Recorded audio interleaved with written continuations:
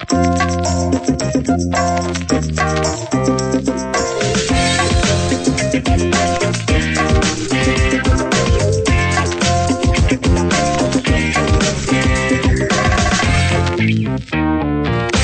tô nervosa porque, vamos lá, falar sobre empatia, eu falo sobre empatia bastante tempo, mas eu vou falar de mulheres. Mais importante das coisas que eu vou falar aqui hoje, eu nunca compartilhei para os seres inteiros.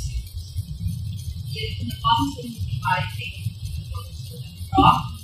E eu queria começar, antes de apresentar um pouquinho para vocês, começar essa nossa manhã, eu queria pedir para a gente, para vocês focarem nas pessoas com quem vocês estavam conversando. Só que eles ficassem de 2 em 2, se tinham pessoas que estavam comigo em 23, eu quero que vocês fiquem comigo em 22. E vocês vão fazer o seguinte, eu quero que vocês pensem fora na cabeça de vocês, quem é a pessoa que mais conhece vocês no mundo hoje, no dia de hoje, não é, sei lá, pode ser que seja mãe, não precisa pensar ao longo do dia inteiro. Hoje, no dia de hoje, quem é a pessoa que mais conhece vocês? Geralmente, essa pessoa é alguém que a gente ama muito ou que nos ama muito. É bem normal isso acontecer, não necessariamente isso, a gente é terapeuta. Mas enfim, pense na pessoa que mais conhece vocês no dia de hoje. Mais ou menos pensar? Não. Então eu quero que vocês parem e se voltem para essa pessoa que vocês não conhecem. Eu quero que vocês se apresentem na voz da pessoa que mais conhece vocês. Por exemplo, literalmente na voz da pessoa que mais conhece vocês. A pessoa que mais me conhece hoje é meu marido, certo? Então, eu vou apresentar ele assim, só para vocês entenderem o nível do banho. Oi, gente, tudo bom? Meu nome é Kinan, eu sou marido da Mari. A Mari é uma pessoa... Sou mulher. Sou obrigada por falar. Não, não tem problema. Fiquei terrorizada de alegria. Oi, eu sou o Kinan, eu sou marido da Mari. E o dia que eu conheci a Mari foi um dia que fez a minha vida se tornar antes e depois desse dia. A Mari é uma pessoa que fala pra caramba. Ela, se tem uma coisa que deixa ela feliz é quando ela fala com as pessoas sorriem de volta. A Mari tem uma puta dificuldade que ela não sabe aceitar elogio pra ela. Escuta o elogio olhando por aqui, sabe? Ou seja, são coisas. Eu não tô falando que essa não é verdade. Você tinha que apresentar outras vezes, então fica mais fácil. Fica difícil. Então é isso, 4 minutinhos de conversa que eu quero que vocês apresentem literalmente na voz da pessoa que mais conhece vocês e depois vocês podem fazer pergunta. Então, assim, alguém poderia olhar pra mim e dizer assim: Rita, por que você achou que te apaixonasse pela Mari? Entendeu? Aproveita que tem uma provocada com uns 4 minutinhos aí de conversinha. Fiquem à vontade. Por que a gente brincou disso, né? Bom, empatia é a tentativa ou a capacidade ou a habilidade que a gente desenvolve de colocar no lugar de outra pessoa, de se colocar no lugar de outra pessoa. Olha como se colocar no lugar de alguém que a gente conhece muito. É muito difícil. É um exercício muito grande de encontrar uma segunda caixinha no cérebro, em cima da qual a gente vai trabalhar, que não é aquela caixinha do cérebro que a gente... Não, parece que é um outro tanto. Como a gente estava falando agora, parece que tu acessa uma outra portinha e tu tem que começar a caminhar naquela portinha e observar como essa portinha vai conseguir fechar. E às vezes a gente vai e sai correndo para dentro. Às vezes a gente não consigo ler com medo, às vezes não consigo ler com medo, um abraço. Mas é uma brincadeira meio difícil. Bem difícil no momento. Guarda essa informação para ela na conta.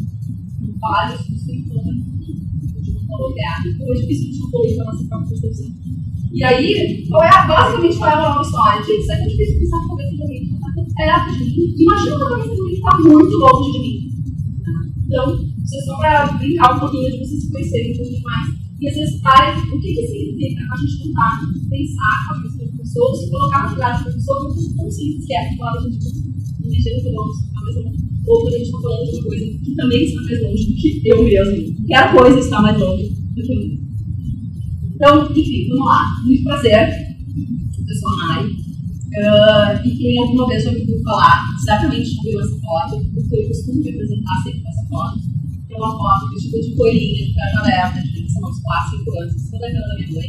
Meio que para lembrar que eu não sou nada diferente de vocês, só que eu estou tentando. Isso é uma coisa que às vezes rola, que é uma coisa que eu tenho de efeito palpinho, né? tem uma pessoa ali na frente do palquinho, e aí a gente tende a ou querer concordar com o que a pessoa está falando, parece que ela tem uma superstar, parece que ela é alçada a uma coisa bem diferente, ou eu dando olhar e dizer, pô, não tem nada que você falou. E acho que não é por aí, eu vou falar que não gostei dessa banda, sabe? Mas na verdade não, eu sou uma pessoa como qualquer um de vocês, eu tenho várias habilidades, eu tenho vários direitos, e talvez o que me diferencia de vocês hoje é que talvez eu saiba um pouquinho mais desse assunto do que vocês, mas certamente vocês sabem de 1 milhão de outros assuntos.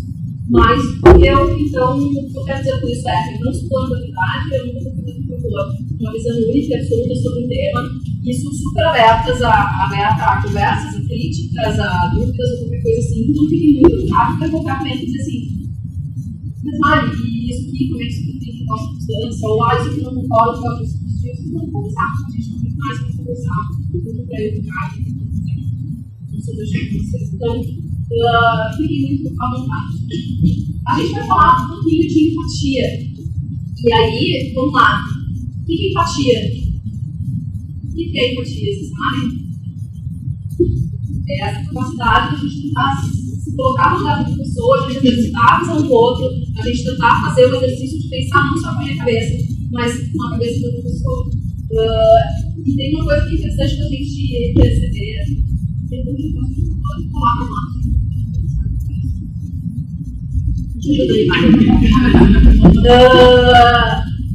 eu falar de muitas coisas legais que saem das escolas, mas vamos lá. Uma coisa que é importante a gente saber sobre empatia é que ela não é a mesma coisa que simpatia, tá? E a gente tem um modo de interação muito vinculado ao modo da simpatia. É natural, nós, seres humanos, somos seres sociais. Então, é muito fácil a gente querer gostar e ser gostado. E muitas vezes, ao confundir essas duas formas de operar, a forma empática e a forma simpática, a gente se perde em algumas conversas que às vezes nos deixam um pouquinho travados. Simpatia é gostar e ser gostado. Empatia é entender e ser entendido, ou pelo menos a tentativa de uma coisa ou de outra. E o fato de a gente ter um modo de operação muito mais voltado para a simpatia, ele é super significativo no nosso dia a dia, porque a gente tende a colocar as pessoas dentro de uma caixinha de gostei ou uma caixinha de não gostei. Então eu vou dar um exemplo para vocês que eu gosto muito de dar. Eu cheguei aqui na frente, vocês vão passar alguns bons minutos na manhã de vocês aqui comigo, vocês estão deixando de estar no trabalho, muito provavelmente vocês estão aqui querendo postar o que vão falar. Então vocês estão me ouvindo de coração aberto, de ouvido 100% aberto. E eu começo a falar, e aí eu falo uma bobagem, alguma coisa que bate torto, que bate errado, e talvez esses 100% virem 80%. Vocês deram uma fechadinha e já estão, olha ali, ó, aquilo ali que ela falou, não gostei muito, eu já dou uma fechadinha no meu ouvido, né? E aí eu vou lá e falo outra coisa assim, olha ali, ó, tá vendo? Ih, tinha uma coisa ali que eu não estava gostando, só não estou gostando muito dessa linha aí. E aí a gente vai fechando a percepção por causa do gostar, e a gente deixa de tentar entender. E quando a gente deixa de tentar entender, é quando as coisas começam a acontecer de uma forma que não seja tão legal. Por exemplo, uma situação que acontece muito isso, quando a gente está no modo gostar e não no modo entender, e quando tem duas pessoas que estão conversando, falando exatamente a mesma coisa, elas estão discutindo, tem que chegar alguém de fora e dizer,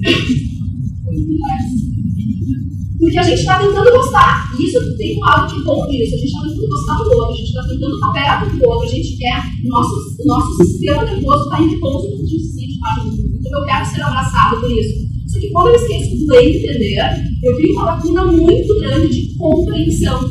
E eu ativar o modo de ser entendido e não o modo de convencimento, de dizer que todo mundo gosta do que eu estou falando, é um modo de falar muito diferente. Então a primeira coisa que eu quero que vocês percebam é isso.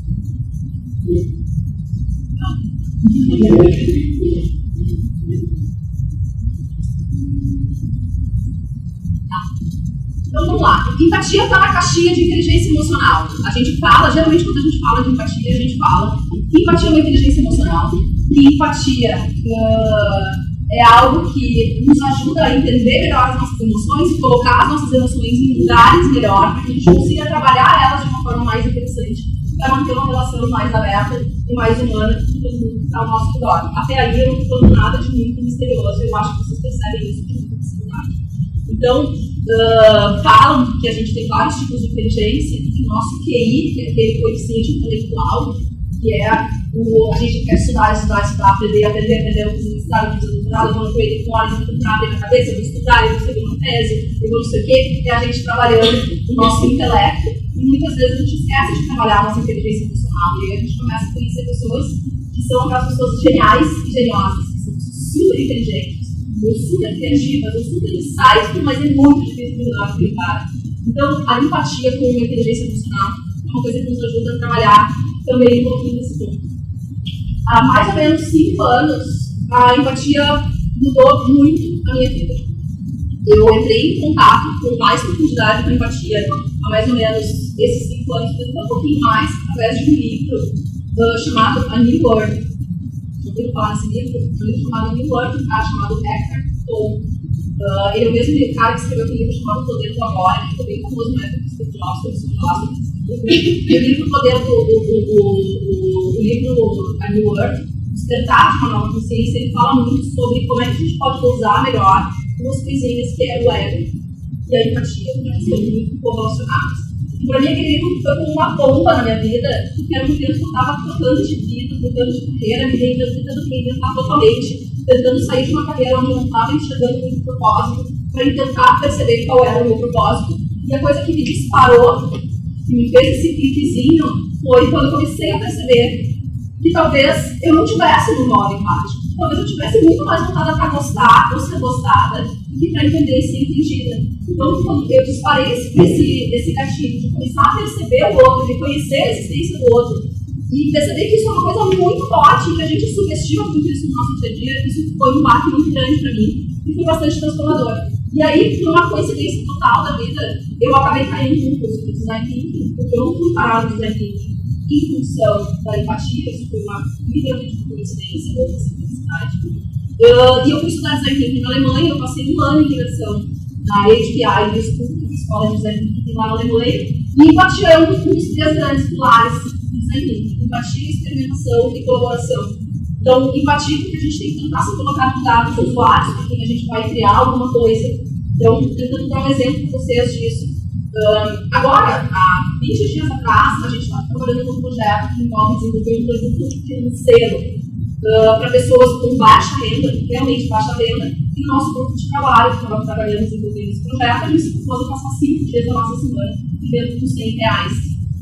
E a gente queria passar 5 dias da nossa semana vivendo com R$100 para entender como é que a gente ia controlar o dinheiro, como é que eu tomava nota, como é que eu percebia o que eu vou gastar, o que eu não vou gastar, e como é que essa coisa vai ficar no meu dia, como é que eu vou, quais seriam os meus controles e que tipo de alternativas eu ia buscar para conseguir lidar com R$100 por mês inteiro, uma semana inteira. Isso inclui tudo, tá, gente? Inclui não pegar carro, inclui a comida, inclui qualquer tipo de deslocamento, qualquer passeio, qualquer vazio, tudo, literalmente. Uma semana com R$100. Vou dar um outro exemplo para vocês. Quando a gente estava trabalhando no projeto, desenvolvendo um aplicativo para quem tem dificuldade de audição, na verdade, esse projeto foi desenvolvido por um parceiro nosso que trabalha em Portugal. Eles passaram 5 dias com algodões dentro do ouvido para entender o que a gente faz quando a gente não estuda direito. Será que a gente chega perto das pessoas para tentar ouvir melhor? Será que eu tento começar a aumentar o volume das coisas? Como é que é a relação quando eu não estou estudando realmente direito? Então, a empatia diretamente no processo criativo, ela está aí. Eu estou criando coisas para alguém. Se eu estou criando alguma coisa para alguém, eu não posso criar com a minha cabeça. Eu tenho que tentar criar me aproximando da cabeça de quem vai usar o que eu estou fazendo. Isso é um exemplo muito simples. Já pensou um idoso, com, sei lá, 80 anos, tendo que ler a bula de um remédio? É muito difícil. A letra é muito... Eu já tenho dificuldade de ler a bula de um remédio. Como é que eu posso fazer para tentar entender isso melhor? Então, primeiro, será que eu posso botar uma lupa na minha mão e perceber como é que é a mudança de tato, e ver se eu consigo tirar a lupa da caixinha? Você já viu como é difícil abrir uma lupa de remédio? Só que eu perco o tato quando eu fico mais velho. Então, será que se eu botar uma lupa e entender como o tato vai lidar, como é que o meu tato vai conseguir lidar com uma veículo ali? Será que eu não vou conseguir criar algo que seja mais fácil e mais usado para quem não consegue? Ou ainda, eu não consigo enxergar direito. E se eu tentar achar uma forma de diminuir a minha visão? A gente usa muito para diminuir a visão, pegar um óculos de pedreiro e colocar uma camada de plástico boa em cima. E ver se tu realmente enxerga. Para quem desenvolve aplicativo de celular, campanha, basicamente qualquer coisa que a gente está criando, a gente está criando para alguém. Dificilmente a gente está criando, pelo menos no universo profissional, a gente está criando para alguém que é exatamente igual a nós. Então é esse o grande poder que a empatia tem dentro do processo criativo. E eu tive a sorte, na verdade, vamos lá, a empatia acabou de alguma forma virando a minha tag. Eu tenho sorte de ter muitos canais, então eu sou professora, sou coordenadora de um curso de primeiras formas, a gente não muito palestra, então certamente todo mundo que foi meu aluno, ou todo mundo que assistiu uma palestra que foi meu cliente, certamente já me viu falando de empatia, já me viu falando da gente se colocar, de quão importante a gente conseguir se colocar no lugar dos outros. E isso realmente é uma coisa que mexe muito comigo, eu quero isso. Eu estou muito nervosa porque estou falando só sobre empatia com tanta gente. Só que aí o que aconteceu? Há um tempo atrás, eu comecei a estudar um negócio chamado biologia cultural. E comecei a tentar entender, e justamente por tentar entender melhor a empatia, eu fui buscar qual será que é a origem biológica das relações empáticas, por que será que existia tanta dificuldade e por que isso era tão importante. E aí eu acabei descobrindo as coisas de um jeito bastante diferente do que eu vejo hoje. Então eu falei muito sobre isso. E ao buscar entender o que acontecia, eu acabei mudando completamente a minha visão. E fui muito chacoalhada por isso. Talvez por isso também, para mim, está sendo tão difícil falar. Porque um dia eu cheguei com o Humberto Maturana, que é um grandíssimo biólogo, que é um dos fundadores dessa teoria da biologia cultural, foi indicado pelo Prêmio Nobel várias vezes. E eu sentei para conversar com ele e tentar entender. Maturana, me fala da inteligência emocional, porque a gente fala muito de emoções biologicamente falando. Me explica o que é essa tal inteligência emocional. Ele olhou e disse assim: empatia não existe. E aí eu saí da aula, voltei para casa, comecei a chorar. Mandei uma mensagem para o Guilherme e falei assim: ó, fudeu, literalmente, fudeu. Eu sobrevivi, eu peguei uma bola, tipo 3 bolas de sorvete, até mandei uma mensagem para ele: estou fudendo minhas lábios com frio. E realmente foi uma coisa muito forte para mim ouvir dele. Empatia de verdade não existe. Só que a moral é: por que empatia de verdade não existe? Porque eu nunca vou, de verdade, conseguir me colocar no lugar do outro. Eu posso tentar. E se eu lidar com a empatia como a tentativa e não como um sucesso de me colocar no lugar do outro, talvez eu tenha mais de meio caminho dado. Então, na verdade, para eu reconhecer a empatia, eu também tenho que reconhecer que, mesmo havendo a tentativa, eu nunca vou conseguir fazer isso de verdade. Eu nunca posso afirmar: ah, não, mas as pessoas se sentem assim. Ou, as pessoas realmente querem isso. A gente não sabe. A gente nunca vai saber de verdade. Então, sim, de alguma forma a gente está lidando com Maria Morediça, mas reconhecer que eu nunca vou conseguir realmente é um passo super importante para também entender de empatia. E aí, vamos lá, sobre inteligência emocional. Por que inteligência emocional? Não é inteligência emocional, é inteligência. É inteligência, é simplesmente inteligência. Saber encontrar melhores formas de me relacionar com as pessoas, de me colocar em relação ao social, isso é inteligência. Não precisam ser 2 inteligências diferentes. E isso é uma coisa muito diferente do que eu vi nos últimos 5 anos. E quando eu coloquei lá no programinha e falei: eu vou falar de empatia de uma forma que eu nunca falei antes, é porque eu estou dizendo isso pela primeira vez. Hoje, eu não acho mais que a gente tem uma inteligência X e uma inteligência Y. Eu tenho inteligência. Isso faz parte da minha inteligência. E aí tem uma coisa que eu acho que é super importante disso, que é o seguinte: a gente costuma separar muito a razão da emoção. E isso talvez tenha sido uma das minhas grandes descobertas enquanto fui pesquisar e tentar entender mais essa história. Durante muitos anos, a gente deixou as emoções de lado e a gente usou muito a razão, a gente usou muito a lógica para justificar as coisas. E a gente deixou a emoção guardada ali no cantinho. E, na verdade, quando a gente para pensar em inteligência emocional, a gente está fazendo de alguma forma aproximar as 2 coisas. Mas as 2 coisas, elas não são próximas. As 2 coisas, elas são absolutamente juntas. E eu não separo as 2. E isso é uma coisa muito importante que me faz dizer: eu acho hoje que só uma inteligência, e não 2. A emoção é algo que está para fora. O sentimento é algo que está para dentro. Então, o sentimento fica lá dentro. A emoção, ela é algo, sim, que rege o meu comportamento. Não existe comportamento que vai para fora sem estar impactado por uma emoção que eu estou sentindo.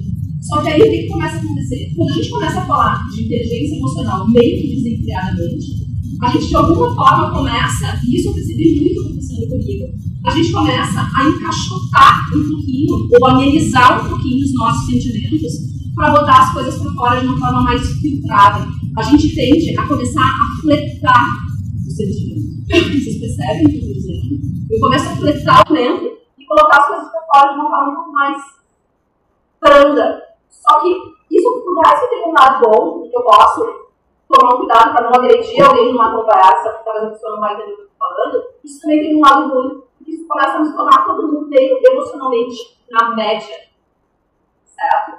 E quando eu começo a virar, na média, eu deixo de ter os outstandings, eu deixo de ter os outliers, eu deixo de fazer muita coisa boa que pode vir. Eu colocar muita emoção no projeto, seja ela boa ou seja ela ruim. Esses dias a gente estava trabalhando num projeto e aconteceu uma situação onde a gente estava desenhando uma área de trabalho e um gestor de área tomou muita porrada ao longo desse trabalho, de desenho da estrutura. Ele achou que ele era um gestor de uma área 100%. E tomou muita porrada. Quando a gente foi virar de entendimento de qual era o problema que estava acontecendo, para começar a gerar junto com ele soluções para ele desenhar aquela área, esse gerente se comportou de um jeito muito ruim, muito ruim. Ele foi contra tudo, toda vez que eu peitava uma ideia, ele criticava essa ideia, ele foi muito fechado.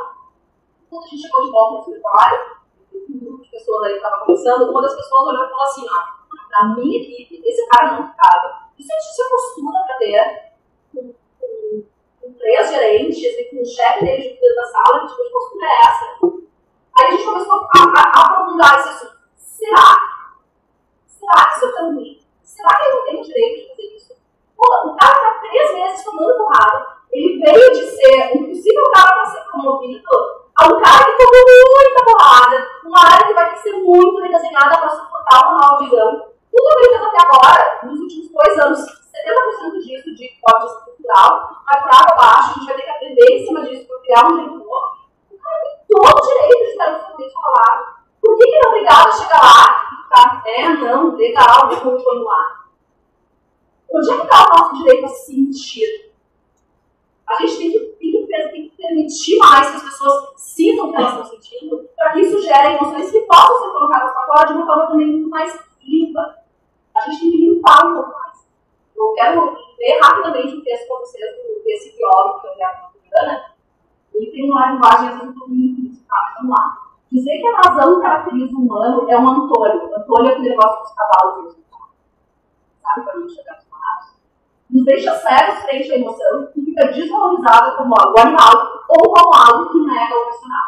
Quer dizer, ao nos declarar os seres racionais, vivemos uma cultura que desvaloriza as emoções e não vemos o entrelaçamento cotidiano entre razão e emoção, que constitui o nosso viver humano, e não nos damos conta de que esse sistema racional tem um fundamento emocional. E quando eu li isso, para mim foi muito importante. Quando eu li isso, eu comecei a me dar conta que talvez essa coisa da gente querer colocar nossa emoção dentro de caixinha e viver de uma forma mais neutra perante as coisas, tem muito a ver com o que ela fez lá na década de 50 com Freud, que ele mandava reprimir o desejo.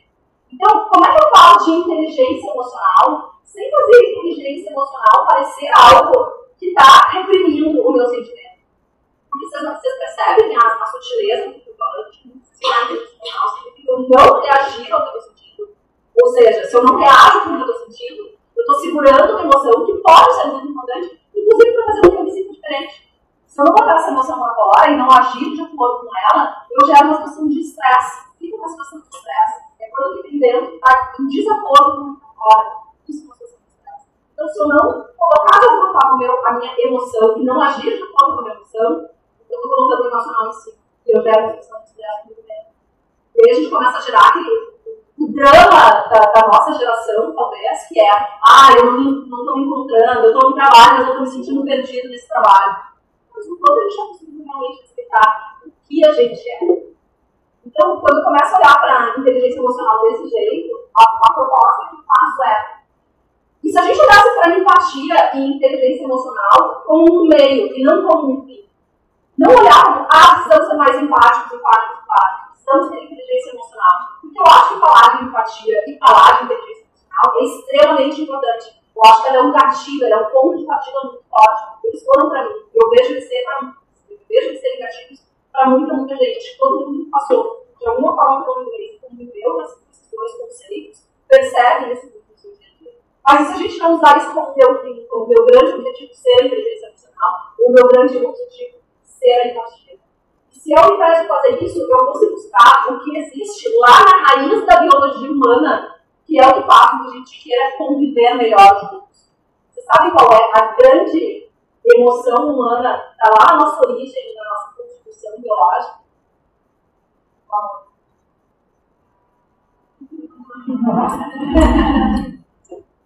O amor, gente. E o dia que eu descobri isso, por mais piegas ou por mais careta que possa parecer, as coisas tomaram um sentido muito diferente.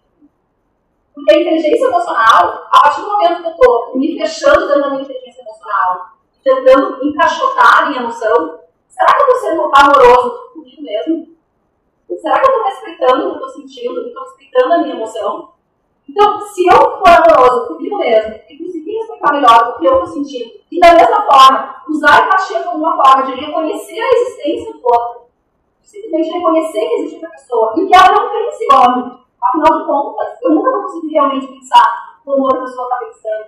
E a gente conseguisse ser mais emocional e trazer a emoção mais junto com a razão, mas de uma forma mais amorosa, de uma forma respeitosa, eu conseguindo ouvir o que a outra pessoa está dizendo e deixar ela colocar a emoção dela para fora e respeitar a emoção dela, independente da emoção dela poder estar muito explosiva ou muito eufórica, isso está me incomodando.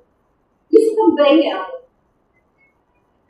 Vou fazer mais uma frasezinha para vocês, que é do mesmo livro do Humberto Maturana. Tá? Não há ação humana sem uma emoção que estabeleça como tal e torne possível como ato. Ou seja, eu não consigo agir sem ter uma emoção conectada a alguma coisa. Por isso, penso também que para que se desse um modo de vida baseado no estar juntos, nós somos seres sociais, gente. O que nos faz humano é a convivência com outros humanos. Se a gente não conviver com outros humanos, nós somos só seres. Quantas histórias vocês já leram de meninos lobos? De pessoas que foram, de bebês que foram largados na floresta e sobreviveram entre lobos e entre animais, e eles têm um comportamento completamente diferente do nosso. Eles começam a se comportar mais como animais, não como humanos. Então, o que nos humaniza é a convivência com outras pessoas. Então, o estar juntos, ele é fundamental. Um modo de vida baseado no estar juntos, em interações recorrentes, no plano da sensualidade. E por que a sensualidade também é importante? Porque a gente nasce de um homem e de uma mulher. Eu não vou entrar em questões que a gente está no momento bem sério. O maior exemplo da falta de amor é essa lei que foi aprovada hoje. Mas, enfim, vamos lá. A gente nasce primariamente de um homem e de uma mulher. Seria necessária a emoção fundadora particular, seria tal esse modo de vida de convivência não seria possível. Essa emoção é o amor. O amor é a emoção que constitui domínio de ações e as nossas interações ocorrentes com o outro fazem do outro um legítimo outro na minha convivência. O que me faz reconhecer outra pessoa na minha convivência é o amor. E reconhecer o outro não é empatia? Então, por que empatia não é fundamentalmente amor?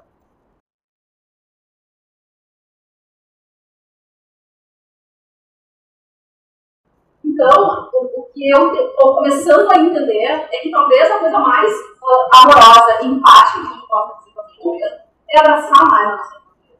É permitir que a gente seja mais respeitoso às nossas próprias emoções e às emoções do outro. E entender que se outra pessoa agir de determinada forma, isso também é natural. Eu também faço a mesma coisa.